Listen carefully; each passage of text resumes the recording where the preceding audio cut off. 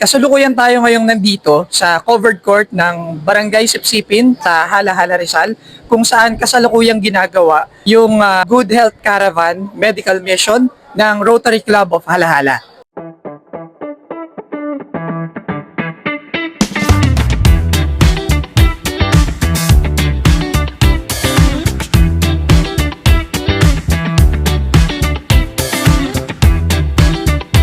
Ako po ay si Charter President Larry Malaybalay na nagtayo ng Rotary Club ng Hala-Hala dito. Itong project na ito ay simula po 1992. Nag-request ako kay Governor Lynn Abanilla 3 taon. Ngayon lang po na-aprobahan. Kaya dito po lahat ang mga tao sa 11 barangay, from Barangay Sipsipin to Barangay Bagumbong.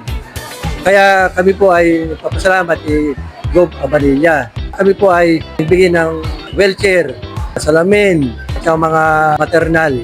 Ako po ay nagagalak para sa ating pong mga kababayan dito from bayan ng Hala-Hala. Ang aming pong motto ay service above self.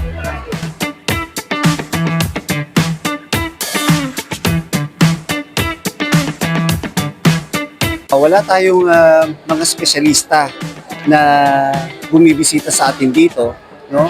Maliban sa mga general practitioner, sa mga internist, pero ang OB-GYN, pumupunta pa sila sa isang mga pribadong mga doktor at gumagastos sa malaki. At alam naman po natin dito po sa ating sa Hala-Hala, marami pong mahihirap na mga pamilya na kailangan po ng mga ganong klaseng screening. Kaya mas maganda po ito na ibibigay po namin ang Rotary Club of Hala-Hala na ganitong screening para sa mga kababayan po natin, sa mga ina, sa mga kababaihan na wala pong gaanong pambayad para sa mga private OB-GYN.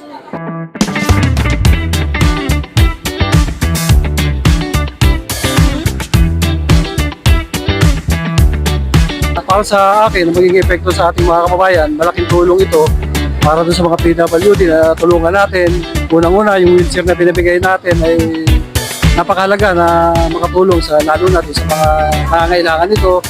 Yung po ang aming programa ay hindi lang po dito magtatapos dahil sa pangunguna po yung nag-donate sa atin ng wheelchair, ng mga salamin, sa pangunguna po ni PDG Lynn Abanilla. Lubos po kami nagpapasalamat sa kanya sa mga tulong na ibinigay niya po sa bayan ng Hala-Hala sa pamamagitan po ng Rotary Club of Hala-Hala, sa pangunguna ko po bilang presidenta po ng Rotary Club of Hala-Hala. Kasabay po na isa po akong halal na konsihal ng ating bayan. Nagpapasalamat po ako sa biyayang ito na pinagkaloob po sa ating bayan.